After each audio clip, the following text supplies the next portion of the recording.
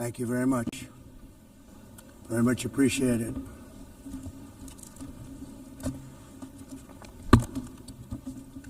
And I don't mind making this speech without a teleprompter, because the teleprompter is not working. I feel very happy to be up here with you nevertheless, and that way you speak more from the heart. I can only say that whoever's operating this teleprompter is in big trouble.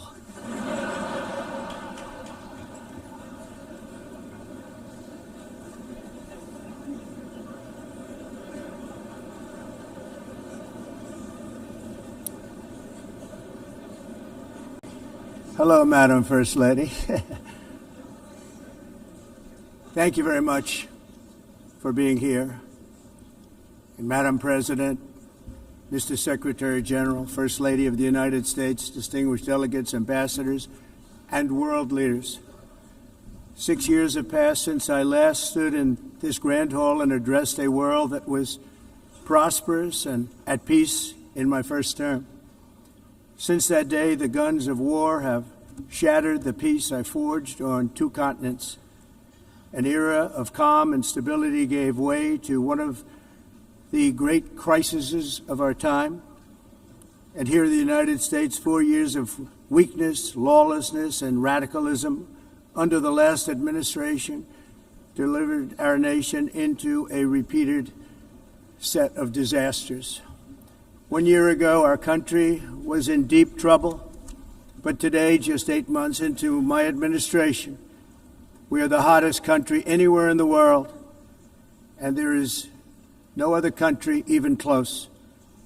America is blessed with the strongest economy, the strongest borders, the strongest military, the strongest friendships, and the strongest spirit of any nation on the face of the earth. This is indeed the golden age of America. We are rapidly reversing the economic calamity we inherited from the previous administration, including ruinous price increases and record-setting inflation like we've never had before. Under my leadership, energy costs are down, gasoline prices are down, grocery prices are down, mortgage rates are down, and inflation has been defeated. The only thing that's up is the stock market, which just hit a record high. In fact, it hit a record high 48 times in the last short period of time. Growth is surging, manufacturing is booming.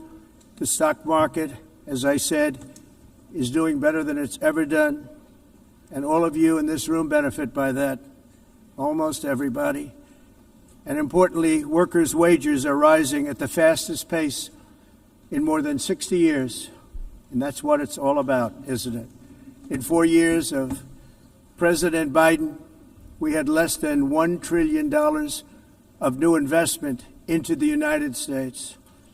In just 8 months since I took office, we have secured commitments and money already paid for $17 trillion. Think of it, 4 years, less than $1 trillion, 8 months, much more than $17 trillion is being invested in the United States, and it's now pouring in from all parts of the world. We've implemented the largest tax cuts in American history and the largest regulation cuts in American history, making this once and again the best country on earth to do business. And many of the people in this room are investing in America, and it's turned out to be an awfully good investment during this 8-month period. In my first term, I built the greatest economy in the history of the world. We had the best economy ever, history of the world. And I'm doing the same thing again, but this time it's actually much bigger and even better. The numbers far surpass my record-setting first term. On our southern border, we have successfully repelled a colossal invasion. And for the last 4 months, and that's 4 months in a row, the number of illegal aliens admitted and entering our country has been 0. Hard to believe. because if you look back just a year ago, it was millions and millions of people pouring in from all over the world, from prisons, from mental institutions, drug dealers. All over the world they came. They just poured into our country with the ridiculous open border policy of the Biden administration. Our message is very simple. If you come illegally into the United States, you're going to jail, or you're going back to where you came from, or perhaps even further than that. You know what that means. I want to thank the country of El Salvador for the successful and professional job they've done in receiving and jailing so many criminals that entered our country. And it was under the previous administration that the number became record-setting, and they're all being taken out. We have no choice. And other countries have no choice, because other countries are in the exact same situation with immigration. It's destroying your country, and you have to do something about it. On the world stage, America is respected again like it has never been respected before. You think about 2 years ago, 3 years ago, 4 years ago, or 1 year ago, we were a laughingstock all over the world. At the NATO summit in June, virtually all NATO members formally committed to increase defense spending at my request from 2% to 5% of GDP, making our alliance far stronger and more powerful than it was ever before. In May, I traveled to the Middle East to visit my friends and rebuild our partnerships in the Gulf, and those valued relationships with Saudi Arabia, Qatar, and the UAE and other countries are now, I believe, closer than ever before. My administration has negotiated one historic trade deal after another, including with the United Kingdom, the European Union, Japan, South Korea, Vietnam, Indonesia, the Philippines, Malaysia, and many, many others.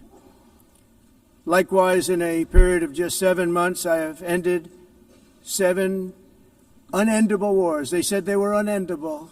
You're never going to get them solved. Some were going for 31 years, 2 of them, 31, think of it, 31 years. One was 36 years. One was 28 years. I ended 7 wars. And in all cases, they were raging with countless thousands of people being killed. This includes Cambodia and Thailand, Kosovo and Serbia, the Congo and Rwanda, a vicious, violent war that was, Pakistan and India, Israel and Iran, Egypt and Ethiopia, and Armenia and Azerbaijan. It included all of them. No president or prime minister, and for that matter, no other country has ever done anything close to that. And I did it in just 7 months. It's never happened before. There's never been anything like that. I'm very honored to have done it. It's too bad that I had to do these things instead of the United Nations doing them. And sadly, in all cases, the United Nations did not even try to help in any of them. I ended 7 wars, dealt with the leaders of each and every one of these countries, and never even received a phone call from the United Nations offering to help in finalizing the deal. All I got from the United Nations was an escalator that on the way up stopped right in the middle.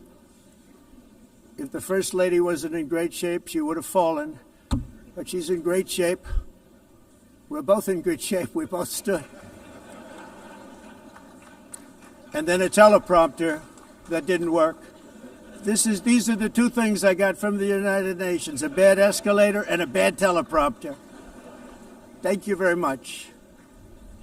And by the way, it's working now. It just went on. Thank you. I think I should just do it the other way. It's easier. Thank you very much. I didn't think of it at the time because I was too busy working to save millions of lives. That is the saving and stopping of these wars. But later I realized that the United Nations wasn't there for us. They weren't there. I thought of it really after the fact, not during these negotiations, which were not easy. That being the case, what is the purpose of the United Nations? The UN has such tremendous potential. I've always said it. It has such tremendous, tremendous potential, but it's not even coming close to living up to that potential.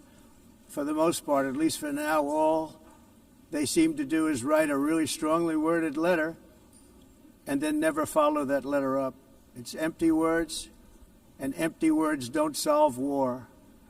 The only thing that solves war and wars is action.